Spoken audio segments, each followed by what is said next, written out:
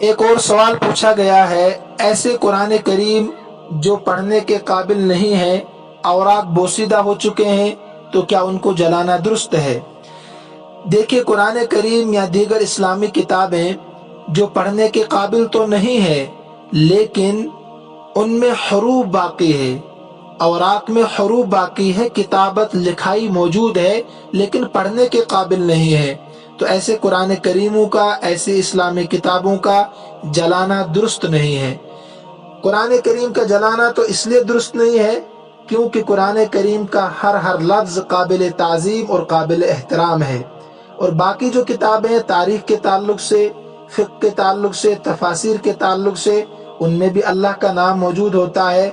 इसी तरीके से अंबिया और रसूलों के नाम होते हैं, तो लिहाजा उनका जलाना भी दुरुस्त नहीं है। लेकिन अगर औराक में हरूफ भी बाकी नहीं है, किताबत भी मौजूद नहीं है, तो अब आम कागज़ की तरह है, उनको जलाना जायज़ है, लेकिन बेहतर यह है कि उनको भी न जलाया जाए। अब इनका हुक्म क्या है? फुक़हा ने लिखा है कि कुरान करीम जो बोसीदा हो चुके हैं, उनको किसी पाक कपड़े में लपेट कर पाक ज़मीन में दफन कर दिया जाए। पाक कपड़े में लपेट कर पाक ज़मीन में दफन कर दिया जाए। या इसी तरीके से ये भी लिखा है कि उनको पाक कपड़े में लपेट कर बहते हुए पानी में डाल दिया जाए, दरिया हो, नहर वगैरह हो, तो इसकी भी गुंजाइश मिलती है, लेकिन जलाने की इजाज़त नहीं है। साथ में पूछा गया है, क्या जनाजे के लिए जो वुज़ू किया है, उस वुज़ू से दूसरे फ़राइज़ और नवाफिल पढ़ सकते हैं? बिल्कुल पढ़ सकते हैं।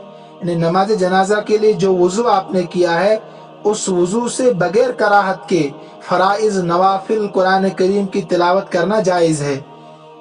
आपको जो मुग़ालता हुआ है सवाल पूछने वाले को, मुझे लगता है वो ये है कि अगर एक इंसान नमाज जनाजा में शामिल होना चाहता है, अब नमाज जनाजा बिल्कुल तैयार है, लेकिन वो पानी पर कुदरत रखता है, यानी पानी इस्तेमाल करने की ताकत रखता है, उसके बावजूद भी फुक़हा ने उसको इजाज़त दी है कि वो तयम्मुम करके नमाज जनाजा में शामिल हो जाए। यानी पानी पर ताकत रखने के बावजूद उसने तयम्मुम किया ताकि नमाज जनाजा फौत न हो जाए, इसकी इजाज़त है। अब उस तयम्मुम से जिससे उसने नमाज जनाजा पढ़ी है, उस तयम्मुम से वो नवाफिल नहीं पढ़ सकता, फ़राइज़ नहीं पढ़ सकता, कुरान करीम की तिलावत नहीं कर सकता है, इसलिए कि वो आर्ज़ी तयम्मुम है, सिर्फ नमाज जनाजा को पाने के लिए। साथ पूछा है, गुस्ल देने वाले के लिए गुस्ल लाजमी है? फुक़हा ने इसके बारे में लिखा है कि जो इंसान, चाहे मर्द हो, औरत हो, मय्यत को गुस्ल दे रहे हों, मय्यत को गुस्ल देते वक्त कपड़ों पर छींटें पड़ती है, और अगर ज़्यादा छींटें हों तो उनका असर जिस्म पर भी पहुँचता है, तो लिहाजा ऐसे गुस्ल देने वाला मर्द हो या औरत हो, दोनों के लिए ये मुस्तहब है कि वो कपड़े भी बदलें और इसी तरीके से गुस्ल करें, लेकिन ये मुस्तहब है।